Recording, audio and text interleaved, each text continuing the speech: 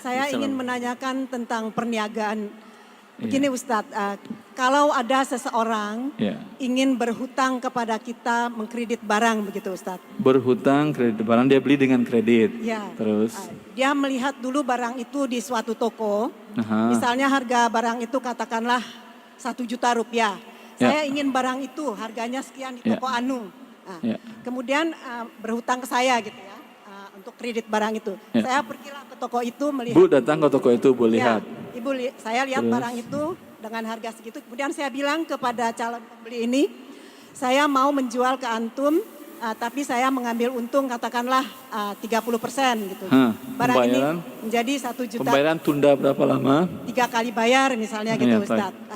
Bolehkah perniagaan Jadi 1.000.000, 300 misalnya? 300. Diangsur atau mudahnya 1.500.000 lah misalnya. 1.500. Boleh diangsur 5 kali gitu. Ya. Dengan angsuran 300.000 sebulan. Ya. Apakah perniagaan seperti ini boleh Ustadz? Ya, Allah barik. Bisa jadi boleh, bisa jadi tidak. Bisa jadi halal, bisa riba, dan bisa gharar. Ini berbahaya. Ya. Kalau bagi orang yang bisnis seperti ini wajib dia pelajari dulu. Kalau dia tidak punya uang beli buku ini, fotokopi di sini ada bagian tentang jual beli. Saya halalkan bagi dia untuk fotokopi. Fotokopi di sini ada bagian syarat-syarat jual beli yang tidak tunai.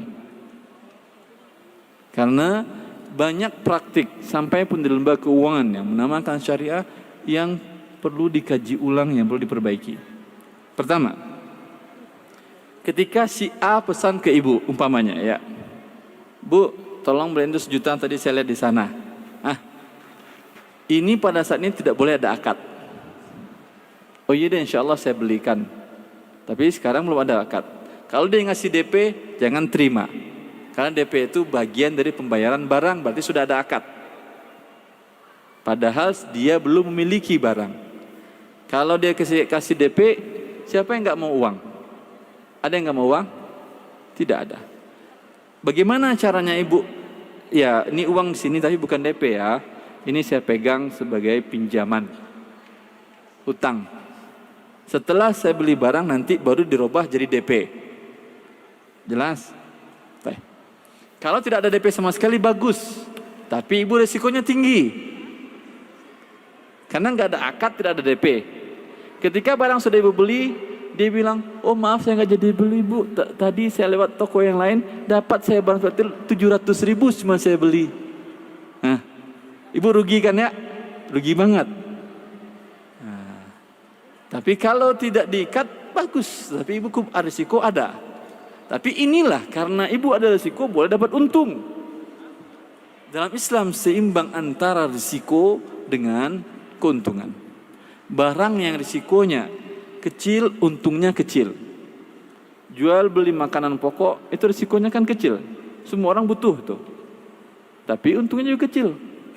Jual beli BBM, semua orang butuh BBM kan, mobil banyak. Tetapi untungnya kecil. Barang yang aneh itu untungnya besar. Seimbang dia, risikonya juga besar. Barang yang aneh, risikonya besar, keuntungannya juga besar. Maka dengan demikian, ya, risiko ibu ada. Tapi siap nggak risiko nggak ada masalah. Ada beberapa teman yang buat malah besar tokonya ini. Dia memang buat toko kredit malah. Lalu dia minta buat tolong Ustaz buatin SOP-nya Ustaz saya bikin toko kredit. Seperti tadi. SOP-nya pertama, ketika orang pesan toko kreditnya apa aja dia jual. Dia tulis toko kredit namanya A, kemudian menjual segala jenis bentuk barang. Mau mobil bisa dibeli oleh dia. Ada di showroomnya tidak ada nanti dia beli dulu. Motor bisa di tempat dia. Traktor bisa di tempat dia. Truk fuso bisa di tempat dia. Baju juga bisa. Mesin jahit juga bisa. Apa lagi? Alat televisi juga bisa. Apapun bisa. Bagaimana cara seperti tadi? Ketika orang datang barang ada? Nggak ada barang. Nggak ada barang. Tapi Anda pesanan apa? AWC ada. Besok silahkan datang baru kita bikin akad. Kalau mau ber-DP besok ada. Kan gampang. Tinggal disuruhnya caranya pergi barang ke sana, ambil, beli. Ketika dia beli barang, karena ada resiko kan ya. maka dia bisa meminimalkan risikonya agar orang pada saat orang tidak jadi dengan mengatakan kepada penjual, saya beli barang Anda, tapi beli saya hak khiyar syarat 3 hari. Berpikir untuk jadi atau tidak. Boleh kan? Pak, saya pesan baju A, B, C, D ini, berapa harganya? 100 juta Pak Ustaz.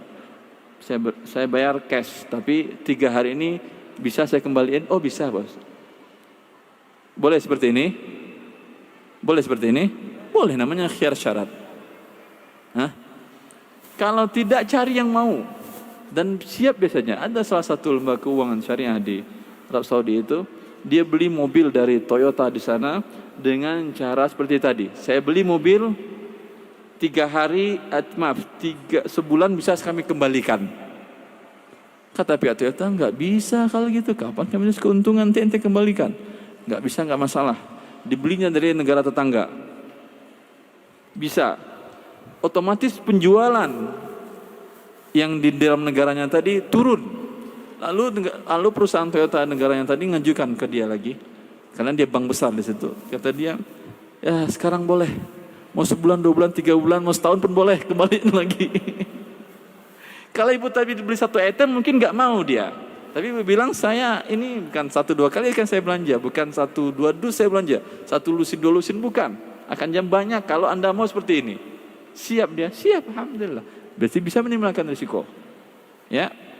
Setelah itu barang diterima, kan datang dia ke toko ibu lagi kan ya. Sekarang atau telepon dia, sekarang barang sudah ada, silakan datang ke toko buat akad. Saya nggak jadi bu, nggak ada masalah. Karena ibu tadi bisa ngembaliin lagi kan ya. Kalau jadi sekarang buat akad, minta DP-nya. Ditambahkan harganya boleh, karena tidak tunai, boleh. Tadi dibeli modal 1 juta, dijual 1.300.000 selama 6 bulan. Tapi terlambat dia bayar angsuran, tidak boleh dikenakan denda. Itu namanya riba.